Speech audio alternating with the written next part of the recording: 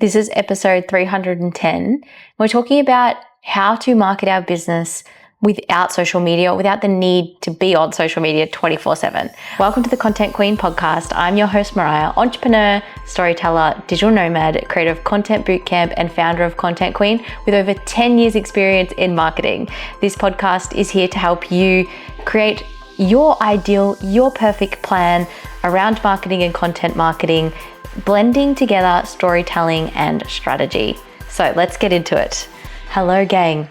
All right. We're loving this video podcast. Hair is done and there is a little bit of makeup on my face, unlike the last solo episode that I did. But I want to talk about this. So what do we do if we don't want to be consistently on social media? What if we don't want to be online all the time? There are business owners out there that, yes, don't want to be in the limelight or don't see themselves on social media showing their whole behind the scenes, their life and all the things. And that's totally fine. You can have a successful business without feeling the need to maybe build a personal brand or to show up in a certain way. You know, obviously gone are the days where we dance on social media unless you are a dancer. But sometimes we just see these platforms and think that's what we have to do. We have to show up and play up and be this character. And if you love that, that is also awesome. But I'm really talking to the creatives and the intentional business owners who, yes, want to build a business, think that content and marketing is for them and is going to work, but don't feel the need to be on all the time. So let's explore different ways to grow without necessarily draining you, because I've seen it. I've seen business owners succeed in the online business world without having to create these big personalities online. So one of the examples that I have for you is a client that Instagram was one of those channels she just didn't feel really aligned to, but felt like she needed to show up all the time and was comparing herself to a lot of people that were getting, you know, thousands and thousands of views and were saying how they secured six-figure deals on social media or on Instagram specifically. So she always felt like she was showing up inauthentically to chase something that she thought she wanted. And that's what happens. These social media, like all of us, as soon as we see all these people making lots of money on social media, we're like, oh, maybe I could do that. And it doesn't mean you have to. And I think it's about connecting back with what you want and what makes sense for you. And if it is showing up on social media, this episode can also make you think about what that authenticity looks like, what feels natural for you. And I just want you to explore that as well as we go through this episode. But this client, she liked LinkedIn. And I think what she liked about LinkedIn was her target audience was there, obviously. But she liked the fact that she didn't have to play up or play this game. She just shared her work and shared what she loved. And that really resonated with people. But there was something about Instagram. So we looked at the data and we looked at the stats. And actually we found that YouTube was a channel for her that performed really well. And she hadn't been on YouTube in ages. It was just content that was performing great. Naturally, it's called evergreen content when something continues to get views after you've posted it, right? So this is what was happening for her. She saw that this channel was performing quite well and she really liked this channel. So we're like, okay, cool. Yes, we can argue YouTube is a form of social media, but it was a channel that she really enjoyed. So we revisited her strategy and created a plan that meant she could be on YouTube more and we could repurpose things over to Instagram. And it meant that she was still active on this platform, but she didn't feel like she had to play a certain game or play a certain role. And she could just show up authentically as the educator that she was. So that's why it's important to connect with how do you want to be seen online? And what does authenticity mean for you? And that can be really hard. Be like, how do I want to be seen online? So that's when we go, yeah, I don't want to play the game. I like being seen online, like I want to get that presence, but maybe it doesn't look like showing up on social media in the way that I feel like I have to because experts tell me that's what's trending. So let's break this down into sort of 3 potential pathways that you could go down if what I'm saying really resonates with you. So the first one is, okay, and it's so funny that just before I recorded this podcast, and I'm actually going to read it to you. It's someone in the DIY Content Marketing Club, which is my membership.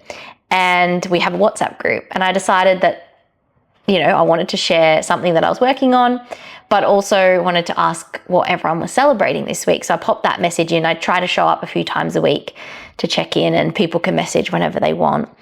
And one of the people in the group said that what they learnt this week is that I have so much more of a connection by actually being in the room with people and interacting with them. And I thought that was super interesting because literally that's the first point of this podcast. How can you build something outside of these social media platforms? Of course, this podcast is all about content marketing, but actually it comes from a lens of organic marketing as well. And how can we utilize what we have around us? And that becomes content later. So then showing up online is really a way of sharing what we've been up to in terms of who we're connecting with. Or it might just be that social media acts as a platform where we can keep in touch with the people that we've connected with in person. So in-person events, networking, whether it is in life or digital, obviously in real life is really valuable and does create a really beautiful sense of community. But then it can also be like guesting on other people's podcasts or collaborating with aligned businesses. So doing workshops or joint ventures with people where you're creating that sense of community outside of the social media, leveraging other people's communities with partnerships and collabs. So if you're like, I don't know about this whole social media thing all the time, like it feels, like a performance, then how can you connect to in person? Can you host your own events as a marketing tool? Attend your own to connect with people, collaborate. I've been looking into how can I get my content bootcamp, which is my program, in front of more people because I know how much it can help them. And I really want to collaborate with other people. Maybe it's someone that teaches sound healing and people join and learn sound healing as a part of their business, and I can come in and teach them how to promote their sound healing on social media or through their content. So that's like an example of a collaboration that I could do that's not always posting about my bootcamp on social media. So who could you collaborate with this month? What events could you attend? Do you like attending events? This might not resonate with you either. It's about finding what works for you, right? So leveraging partnerships, collaborations, and networking, I think, is very important. And it was one of the things that I think we'll see a lot more of in 2026. People going back to the roots, business events, all the things to connect. It's a really big part of business is getting out there in a way that feels good for you, of course. The second one is grow your online presence beyond socials. So blogging being a big part of SEO, especially now with ChatGPT. You'd think, blogging's dead because everyone's going to ChatGPT. ChatGPT is using your blog to provide the information and is referencing you. So still means showing up in those spaces. Your email list, that direct communication with your audience without having to post it on social media and hope that it gets to them, right? In your email list, it goes to exactly who is there.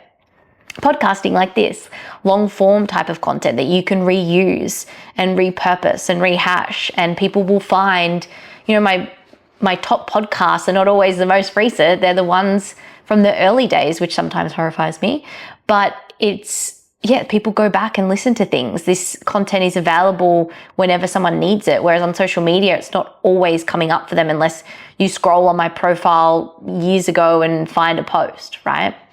And then YouTube, like I mentioned with the client, that was a platform where she was getting a lot of visibility, even though we can argue it is a social media platform, of course, but it is a lot more evergreen. And she was getting views and interests from videos that she'd posted 6 months ago or more. So we can look at an online presence that is beyond social media, and actually I encourage it.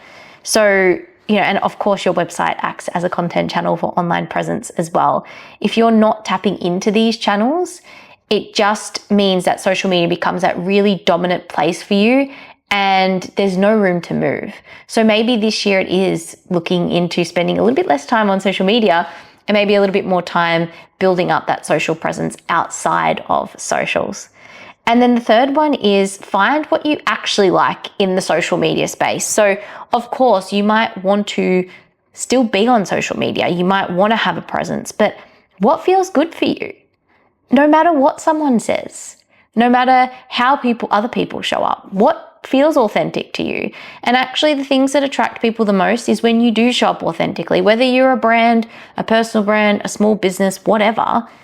If you just post things in alignment to your business values and that feels good for you, it works. So it's interesting, I had a message on Instagram from a new follower and someone that had downloaded my audio guide, and I said, you know, what were you feeling before you downloaded it? Like, where were you stuck? And she's like, just don't like social media. So I asked her, okay, well, what about it do you like? Like, do you like showing up on stories where you can kind of showcase some behind the scenes and leave? Maybe you do like that. Maybe you like commenting on other people's contents and being present in other spaces. That is content at the end of the day.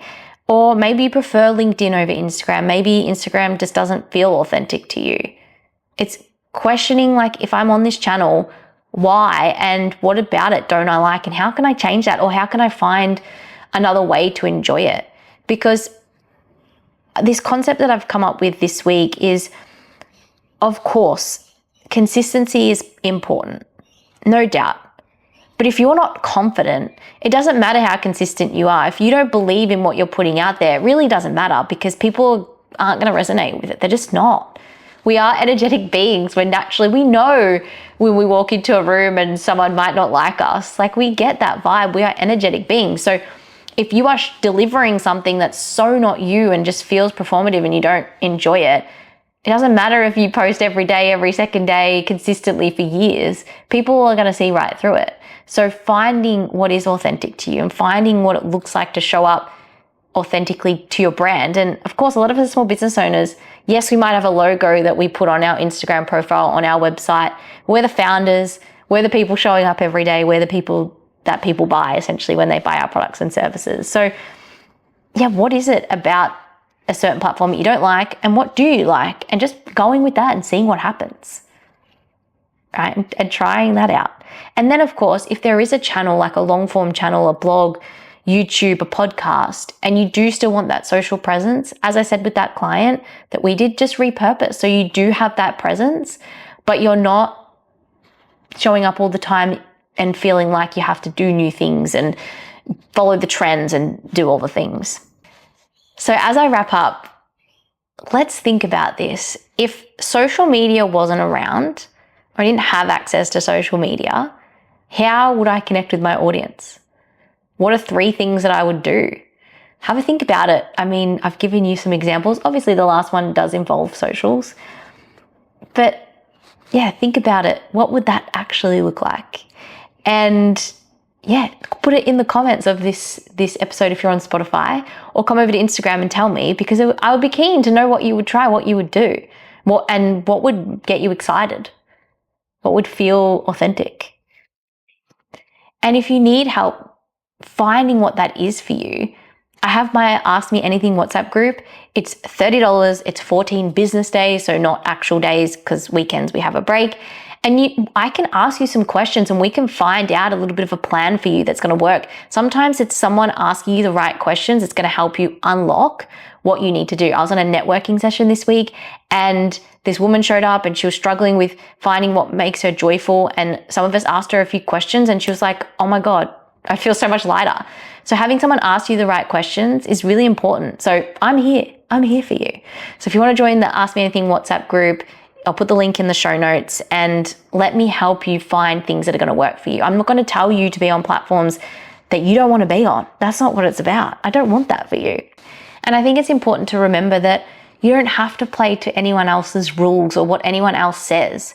What you do in your business, it's your business, and finding what works for you is the most important thing that you can do. There's going to be thousands of opinions and thousands of plans and tactics and strategies that work, but if you don't find what yours is, that, like, it doesn't matter what you try. So I challenge you to think about, what does that look like if I just feel really unaligned right now with my marketing, and I am here to support you if you need it. Be a content queen or king.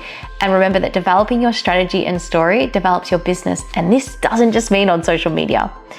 Thank you so much for joining me today, and please don't forget to share this with all your business and entrepreneurial friends. You can do this by adding it to your Insta stories if you have Instagram. If not, send them the link. We can do that too. And if you do love episodes like this, please leave a review, a rating, a comment. I'd love to hear from you.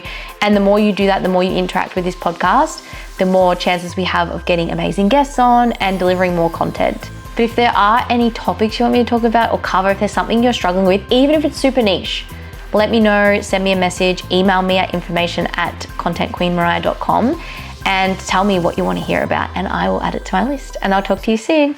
Bye.